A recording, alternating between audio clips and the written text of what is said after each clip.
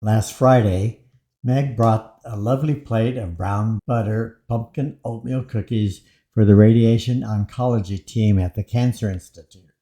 The cookies are great, and for those that might be interested, here's where she got the recipe.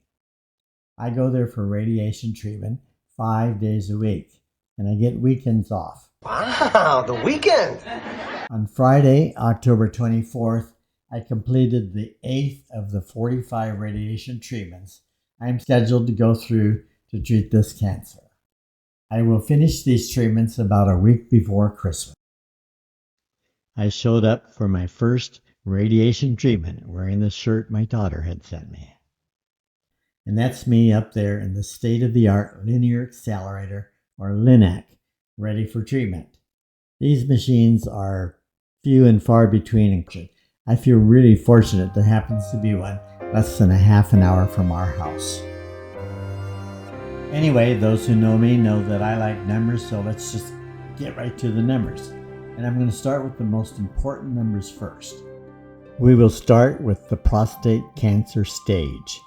To get to this number, I had to go through several special scans, tissue biopsies, and it required the expertise of several highly trained people.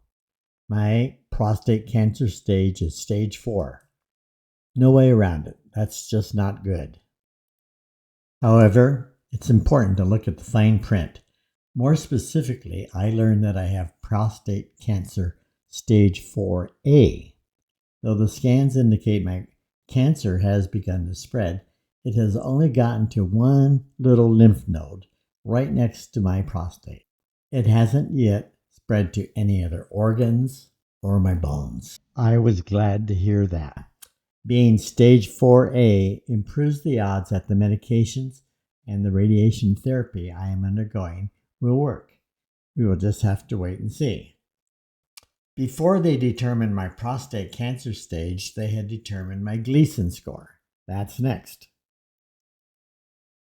The Gleason score is how they grade how risky and aggressive the cancer cells you have are, and how likely they are to spread. There are some prostate cancers that just sit around and don't do much for years. To determine the Gleason score, they actually examine samples of your cancer cells under a microscope. And yes, that means they had to get a biopsy, get some samples. Not fun, but it's a very important test. My cancer cells scored a Gleason score of 9, meaning they are serious, aggressive, and likely to spread. Some doctors use prostate cancer grade group rather than Gleason score. Technically, my Gleason score of 9 automatically puts me in prostate cancer grade group 5. It was really serendipitous that I ever got that PSA test.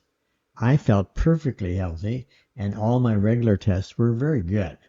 However, when visiting my brother in North Carolina after Hurricane Helene, he made me promise to apply to the VA. He was proud we were Vietnam vets and thought I should do this. I said okay. After we got home, then my daughter wanted my wife to come and visit her and help her watch the grandchildren. Now home alone, I remembered my promise to my brother and headed out to the VA and signed up. Good. And then I learned that all new people were required to get a physical exam. I didn't want it, but I did it. I thought my test looked great. And then the doctor showed me my PSA results.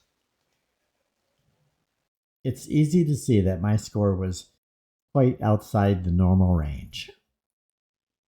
The last test I had was back in 2019, and it was very good.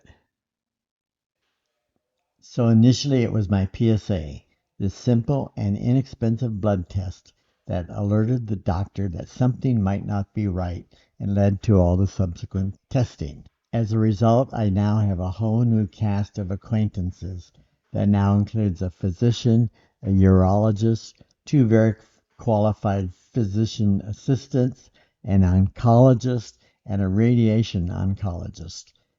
In addition, there was the broad support of the nurses, the technical types that operate the sophisticated machines, pharmacists, schedulers, and so forth. The VA has really done a great job in responding to this, not only for myself, but for many others I see out there.